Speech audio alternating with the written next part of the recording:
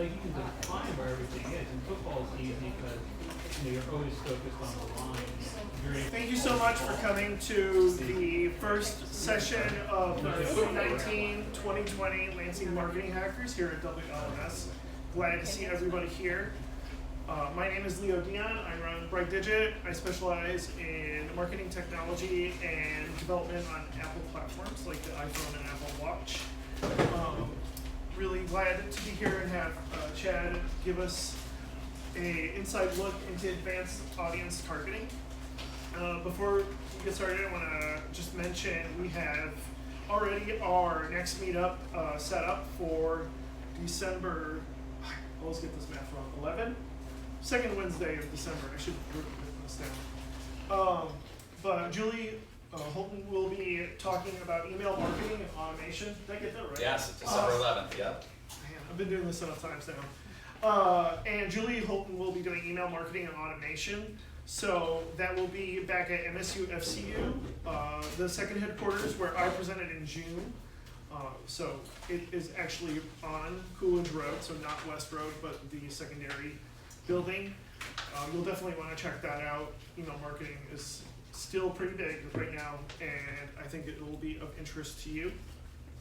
Also want to talk about our sponsors. Symposia Labs has sponsored us for this year, and they've been a fantastic sponsor. They provided the food for today. Want to thank them. And if you have any marketing needs, definitely want to check them out. Symposia Labs, they are based out of Holland, and they also do some stuff in Detroit and Lansing as well. And then, unfortunately, Paul could not make it today. Paul Schmidt from Uno Deuce Media, he is playing catch up and dealing with some health issues right now. But Uno Deuce is super busy trying to play catch up over his health scare earlier this summer, and we really want to thank Paul and Uno Deuce for providing a lot of the video work help for our meetup. Hopefully, if I can do this right, I'm recording this right now, not live streaming, but I'll be posting this on our YouTube and Facebook if everything turns all right. Cross my fingers. But anyway, thank you, Paul and Uno Deuce, for helping with a lot of the video work in our meetups. Last but not least is WLNS, who and Chad, who's helped us a lot with reach out and hosting this event here today. I think I will let Chad take it away from here. Chad, go ahead and tell us about advanced audience targeting. Okay. Thank you, Chad. Thanks, Leo. So, just by way of introduction, my name's Chad Muss. I'm Director of Digital Sales here. And I'm going to tell you a little bit about our company as we go, but WLNS has been here since 1950, and we're the leading television station in the market. What you probably don't know is all of the advanced targeting kind of marketing that we do as well here, and I kind of head up that, and I wanted to make this as conversational as possible. What I like about the Lansing Marketing Hackers meetings is that we all are working under the assumption that we're already involved in doing some digital marketing, and we can advance each other by information sharing. So as I go through this, I'd love to hear you chime in with your thoughts and experiences with the topic, and I'll just kind of get into it and talk about Nexstar Media Group. Nexstar is our parent company, and we have just finalized the acquisition of Tribune Media Group. So we acquired all their media properties. We had to divest a few of ours. The way it works with the FCC, they don't want a monopoly, but we are now the largest broadcast company in the United States. And with that, we have, 142 local websites. And this is what's going to be important about some of the capabilities that we enjoy, is that we are gathering a lot of first-party data. If you look at the number of unique visitors we get to our local sites every month, you'll see that our scope and range is very big. And so what that means to audience targeting is we collect first-party data on everyone who visits any one of our sites every day. So how does that work? Basically, it's done with cookies. We can take a snapshot of your browsing history and create a profile of what you like, what you don't like, if you're in the market for a car, if you're not, that kind of thing. So that first party data is really important because we're the only ones who have access to it, and that gives us a strategic advantage, because what we do is we also purchase all the best third-party data. And what we have the ability to do at that point is marry the first-party data that we collect, that we know about, and take the third-party data from all of these sources, MasterCard and Equifax or whatever. And there's a ton of them. And then we can get to a very specific type of targeting in terms of behavior, preferences, and intent. So that's kind of how we do it. We bought a data science company. One of the advantages to Nextstar, and this won't be a Nextstar commercial, I promise, as I'm wrapping that part of it up. But one of the advantages of being a big company like we are is we have the ability to buy up technology companies as we see them fit into our technology stack. And so we purchased a data science company to do exactly this kind of thing. In addition to merging the first party and third party data, we also integrate things like CRM databases. So if we get a client who's willing to share their CRM database so we can kind of learn a little bit about their best customers, we can get even finer and create lookalike audiences and things like that. But I'll talk about that more in just a minute. I thought it would be a great way to start this conversation because probably everyone in this room has done some level of Facebook marketing. Facebook, Instagram, it's on the same platform. So has everyone placed a Facebook ad in this room? Yes? Okay. So I wanted to just open this up and ask around the room because I know it's something I struggle with because they don't necessarily send me an email with, hey Chad, here are the changes we've integrated into our platform, things you can and can't do anymore, because I don't get that email. So I have to work under the assumption that everything's running the way it was yesterday until I get an error, and then I find out, oh, that apparently I can't target demographically with recruitment ads anymore. Okay, so now we know that. Now we have to work under their new rules. So that's one I'll use as an example. Is we use Facebook to help our clients do recruitment. So if they need a specific type of employee, we could go down to the job title and the interests and really create a nice little profile to reach that person. So currently, what we found out is you cannot target by age anymore on recruitment ads, and you can't target by gender anymore on recruitment ads. So, I mean, that throws a whole wrench into our targeting, right? And it came out of nowhere. So just going around the room, you don't have to answer, but is there anything that you noticed in the last 2 or 3 months that Facebook has done to kind of put a wrench in the way that you approach the targeting piece of it? Yes? I'm now allowed to post political ads that are proven false. Ah, that's a great one, especially coming in 2020. I mean, Right. No, I'm serious. Like, if you have an ad that has a statement in it that's been fact checked and has been proven false, yeah, you can now run that. yeah. Oh, you can run. You can run. Oh. So but if you're a company that has an advertisement and you have stuff that you're saying that's known as false, you're not allowed to post it. So if it comes from a business page versus, A political ad. yeah, it's interesting. Very interesting. I've noticed they want, if you tag other businesses in your posts, now they want you to acknowledge that tag and then allow people, the other business, to promote that if they want, and it's kind of Correct. awkward, especially when you have multiple businesses tagged in a, you don't know which one they're talking about. Right. Yeah, we do that here, but when we put, say we have 3 sponsors of a contest we're doing, and we'll want to tag them in that post. That's Peter's point. That You can still do it, but you just kind of have to ignore it, and I don't know if that affects the delivery at all. yeah. Anyone else? Well, as it relates to recruitment, I have to say Facebook Jobs has done a tremendous job for us. Some of the hardest to recruit for positions like bus drivers and stuff Yeah. are doing amazing on Facebook Jobs. We love it. Cool. Yeah, and that's fairly new, right? Yeah, we started probably maybe 6 months ago, Yeah. we started really using the heck out of it. Yeah, that's awesome. So that's a new way we could use Facebook and their targeting capabilities. But it's just interesting that they'll just make the change and the community figures it out eventually. But so that's really, if you've done Facebook targeting, you know that you go through Ad Manager and you pick the interests and the demographic profile that you want to target. That's a lot like what we do in other forms of advertising, and that's what I wanted to kind of get into. Display advertising is, it's been around for a while. Targeting people using display advertising isn't anything new. We're able to get a little bit more advanced with some of the ways that we can use that data that we collect. But I mean, if you go onto Google's Ad Manager, you can set up a campaign fairly easily, defining the criteria you want to target by.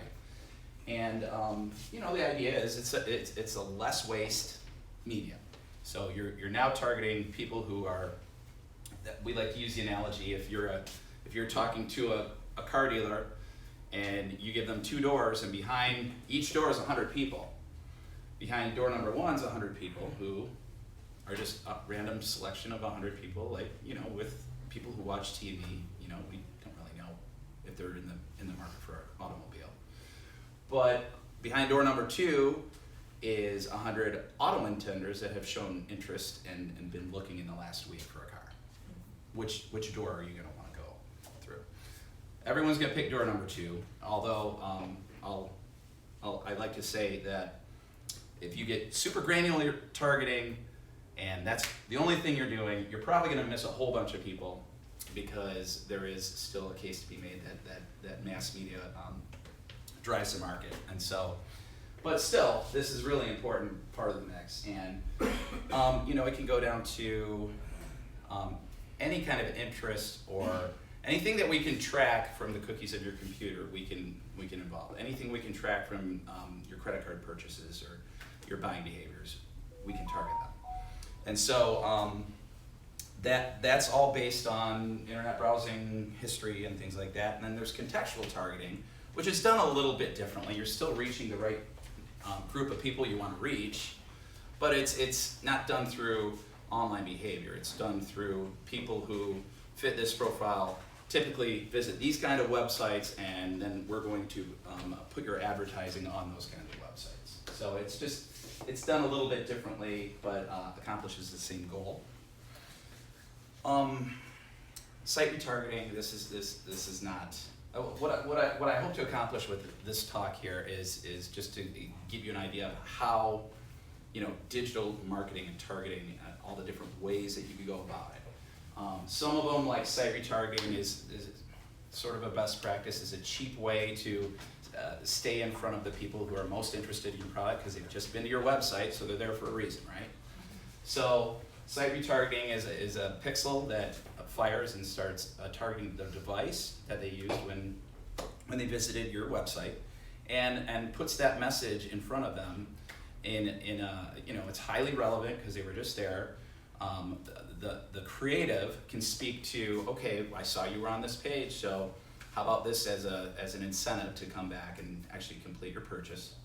And there's things like if you have a conversion set up where you want them to fill out a form and they do that, we can have a burn pixel that like stops advertising to them once they do the thing you want them to do. So site retargeting is a great best practice for digital marketing, and I think it's something that would, you know, if you're not doing that as a business or for your customers, it's super easy to set up and the CPMs are pretty low. So geofencing, this has been around for a little while, and you know, it done right, it's very effective.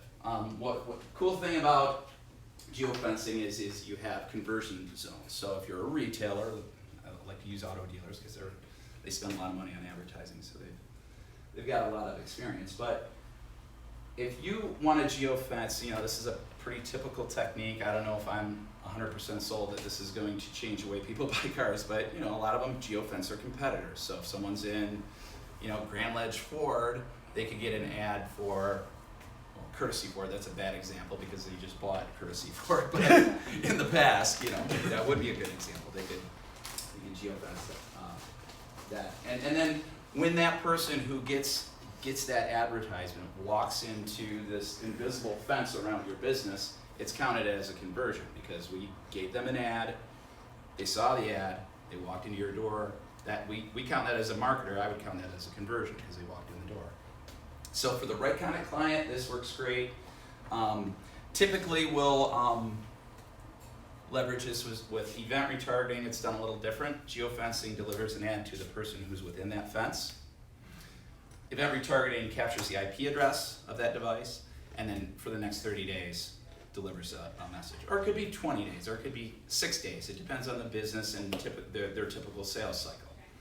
If someone's interested in a 24-hour plumber, it's likely a week later they won't have a need for a 24-hour plumber. They've already hired somebody. So you know, it depends on the client. You got to think about those things. But event retargeting is awesome because, like, if you know, with faster horses or some big area, we can tag all of those devices. And then for the next 30 days, you have this captive audience of people who have been there, and you know, so for the right event and the right client, it's a really cool, effective thing to do. Have you had any clients that use that for trade shows? Yeah. And typically how we set it up is we're gonna geofence them while we're there. We're gonna event retarget for the next 30 days. Right. Yep. Chad, is that, I'm sorry, I missed it, is that through Google? What is this? What Event retargeting? platform are you using for that? This is something that we as a company provide. We're not the only media company that provides it. Google has geofencing capabilities. I'm not 100% sure by using the Google Ad Manager platform if they have this event retargeting where it's over a period of time. I think they do. Yes? So how is the ad delivered? So doesn't the person pretty much has to be on their phone in a web browser, browsing the web, right? Or app. Or an app, but that means that app or website has to have a advertising component, right? Yep. But so like if I'm at a Ford dealership and I'm searching cars, I'm not gonna be on like Google, I'm gonna be on like I'm not gonna be on the GM site. I'm gonna be on the Subaru site or, you know, Toyota site. You know, they're not gonna be hosting ads on their site. They already have you there. Right. If you're on like cars.com as well. Yeah. Well, yeah. I mean, I bought a car a month or so ago, and we were left by ourselves for many minutes during the process where you just kind of get on your phone and you just start scrolling through Facebook or whatever else. I mean, Exactly. but I would think, well, you know, we do a lot with MSU sports on a game day. You know, that geofencing. There's 100,000 people on campus, and our goal is to draw people that are Spartan fans to other relative events. So maybe a car dealer that has created that's go green, go white, or like, you know, that's. Okay, that's fine, but what's your conversion rate? I'm thinking it's pretty low. Yeah. It depends on what it is. Like, Right. getting people to, if you're in a dealership and people go to like less than 2 dealerships in person to buy a car these days. So if you're in a dealership, dealership A, and you get an ad for dealership B, what likelihood is it that you're gonna drive off that lot and go to that other dealer? That, you know, it's low. I don't really recommend that for auto dealers to conquest their competitors. I mean, maybe someone's having great success with it, but I think like your example was much more apt, where it was like an event where you're like at a party or a festival or a game, and you're like, well, I need to go out and get a bag of chips and like things like that, or like various things you're gonna need while you're Well, at. Quality Dairy will deliver to your tailgate. Yeah, So, there you go. That's a we good can promote on campus that, hey, run out of beer at your tailgate. yeah. Yeah, See, that- that's a great example there we go. of how this would work good. But to your point, I agree. I'm just kind of curious, because like it doesn't, I mean, I understand the technological aspects of it and like how it's all supposed to work, Sure. but like how often does it really work? Well, I will give you an example of how it did work, because it happened to me. So we were shopping around for a Dodge Durango 8-cylinder, something that would pull our boat. So we're in the parking lots, we drove to 2 or 3 dealerships, and as we were in there, we're looking at what they had, and the entire time my husband's on his phone, searching cars.com for comparable cars to what they had to see if this really was the best deal, and ads kept coming up. And one of those ads made us go across town, Well, there you because go. it was, they had better inventory with a better price. Okay. So that did happen to us. Okay. So, but I Yeah. don't know. I've got a The car different dealers are use tough, for there's only like different 100 targeting. people on a lot if you want that. And I it's- said, we've used it for a different use. Oh, please share. So it's This is not awesome. competitive or sales-based, but when we were doing a program for the city of Lansing, they set up these cityscapes and they wanted people to come down and see what it could look like if we redid the park, like, if they redid the traffic lanes so that there was bike paths and landscape, so they kinda set up this faux cityscape. You could come down, they had all this stuff to draw people, like clowns and face painting and karaoke, all different kinds of stuff going on. So that was the event retargeting, and that happened over a weekend. Once you were there and left, for the next 2 weeks, we served you up a survey saying, what did you think of what you saw? Love that. There we go. So that was just a different use of, Super This. smart. yeah. And how many responses did you get? They never shared that with me, but it was they said it was a successful promotion. We had multiple stakeholders. It was us who was buying the program for them. Okay, I mean, I'm always skeptical when people say successful, let's put it that way. Yeah, Well, quantify I that, mean, right? you can be skeptical on digital, but it works all Okay. the time. This stuff works I all the don't, time. I don't doubt that, I don't Yeah. doubt that it technically works. I'm concerned, I'm curious about how often do you get a true conversion? How, like, people that filled out the survey, like, how many surveys did you get and how good was the quality of the responses to the survey? I mean, that, it's much, yeah, like, I really wanna know, like, you know, and then based on that, what was the demographics of the people that came to the event and filled out the Yeah. survey? You know, these are. So a lot of these are times all these survey questions. companies are not gonna share that data with us. They can tell us it was good, we're gonna do it again, but they're not gonna tell us what happened with the respondents Well- or that kind of stuff. But did they even tell you how many people responded to the survey? No, it was a private I mean, they just aren't gonna share that with us. It was our job to set it up, put those components in place. We didn't drop the questions on the survey. Oh, okay, so it We did wasn't the your survey? media, yeah. Oh, it wasn't your survey then? It Okay, was no. not, but Okay. it was our media buy I get that. doing that, yeah. So I'm sure the city of Lansing probably has access. Well, they weren't actually the client, so this is Oh. this is kind of a hard thing to Okay. explain. Okay. It was for the city, They're on available to behalf of the somebody. city, but the people who paid the bill were different. Mhm. Chaz? So I actually talked to somebody who sells franchises. Oh, They were going to the largest franchise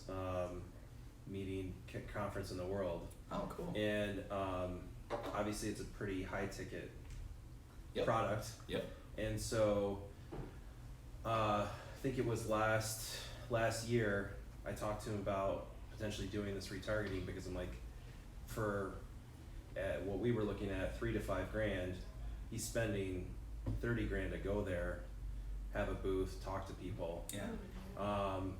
But if he wants them to use his brokerage to select that franchise, I'm like, you want to target them for the next 60 days, Yeah. have these specific metrics, and then also see if you'll get enough data to be able to connect that with the people that you actually met, and try to target on those specific days that they're serving those ads. And so they created a program, and I think he sold 2 extra franchises than normal. Wow. But it was for, I mean, pennies on the dollar, it doesn't matter, like, it's easy. And so I think it just, as far as success story, it just depends on what you're trying to accomplish. Right. I mean, I feel like this is super great for branding, Mhm. which doesn't ever result in a sale. Okay. It just is, that's more brand recognition. And so it just depends on it, but if you're either branding or selling a high cost product, this is no brainer to me. Like, Yeah. it's just easy. Yeah, like you said, I mean, the creative makes a huge difference. You know, Yeah. what you're asking them to do makes a difference, and what exactly it is that you're talking about does too, so something to keep in mind for the right client or for the right company with the right circumstance, it works really good. We're talking to somebody who is deciding whether to have a physical trade show booth or do this event retargeting, and I'm working up a proposal for him right now. So Give them a third proposal for both. yeah, right. Yeah, okay, that's right. This is a new product for us this year. It came out earlier this year, and Daria, I know you and I have talked about this a bit, because Daria is in the direct mail business. Yep. and she can provide targeted lists like of addresses. And it marries up perfectly with this product because what this does is we take a database. So an example might be a furniture store, and they give us their database, and we create, it's kind of like geofencing on steroids. It takes the property land data of the home address of the person, and then it targets all the devices within that home address, within the property line there that are online and are on Wi-Fi. So it targets all of those pieces, and again, for the next 30 days, it's going to do cross-device serving of those ads. So if you happen to be on your laptop when you receive the ad in your home and you're out at Meijer and you have your phone on you, you could get served an ad from that company. And so it goes really good if you're doing a direct mail campaign to support a direct mail campaign, for instance.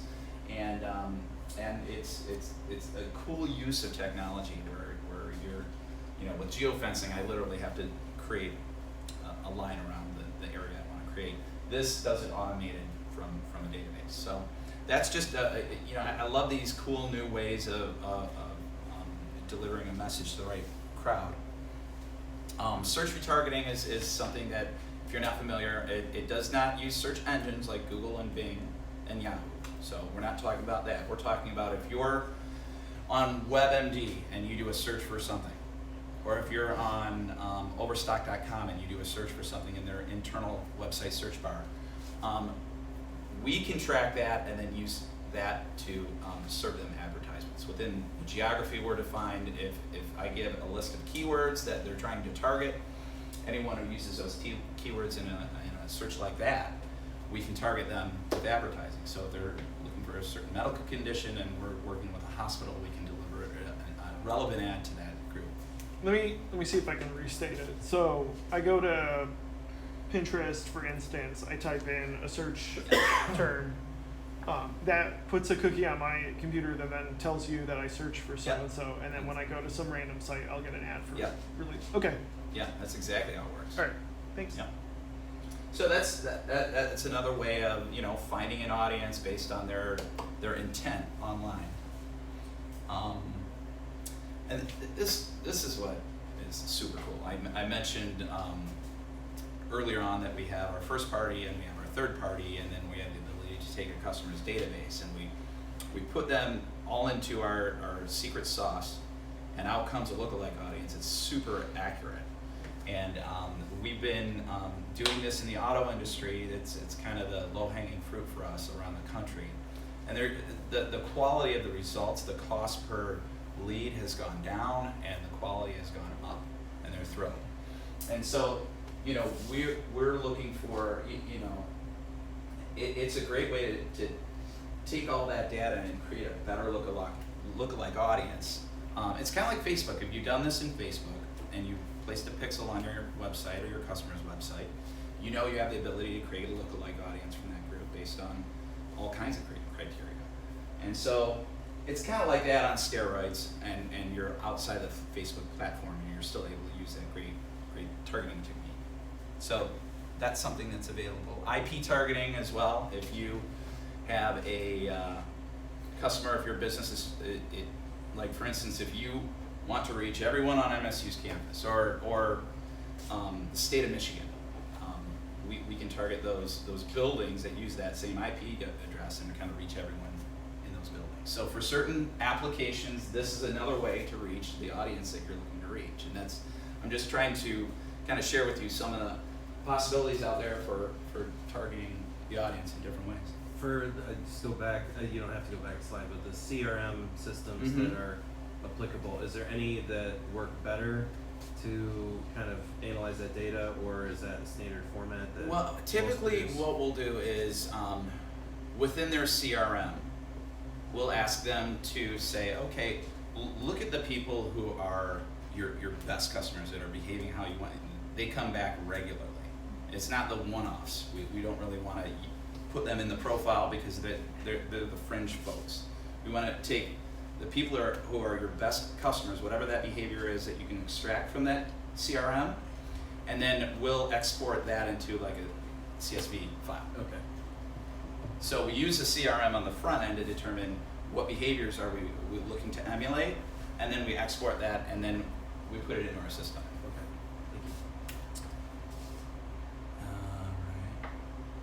And this is cool too for the right client, like Consumers Energy or DTE would be a perfect client for this kind of thing. But weather targeting, if your business is based around the weather, if weather is important, if like if you're a generator dealer and ice storm's coming or severe weather is coming, you're going to want to heavy up on your advertising because that's when people are in the market for generators. And that's an example, but that's kind of cool. And we just, all that you do is you program the parameters. If the temperature is over this and it's sunny, kick in the ads. And if it's not, the ads pause. And so it's a great way if the business or the company relies on the weather and for changes, and if there's a hailstorm, an exteriors company should be advertising like crazy because that's when damage happens to roofs and siding. So, good example of an insurance, for that same bit. So, weather targeting is available, and then just really talk about cord cutters for a minute. This has been an ongoing trend. Something like 65% of the U.S. population uses some kind of streaming service. Not all of them have canceled their cable or satellite service, but a surprising amount of people are canceling their cable and satellite services. If you haven't heard the term cord cutters, there's also a term called cord nevers. These are millennials who have grown up that basically who like to stream and don't really know how to operate TV. But those people are consuming more video content than ever before. There's more video being consumed than ever has before. And me being a broadcast television station, our numbers are staying strong. So people are still watching network TV. Or they're watching it on YouTube TV because they still have cord. Yeah, well, YouTube TV is for cord cutters. That's one of the Right. big So cord you can cutter still service. go out So, there. and that works differently because it actually brings in our stream. Like for instance, YouTube TV Channel 6 is on there, and the ads that you see on the regular TV, you're seeing on YouTube TV.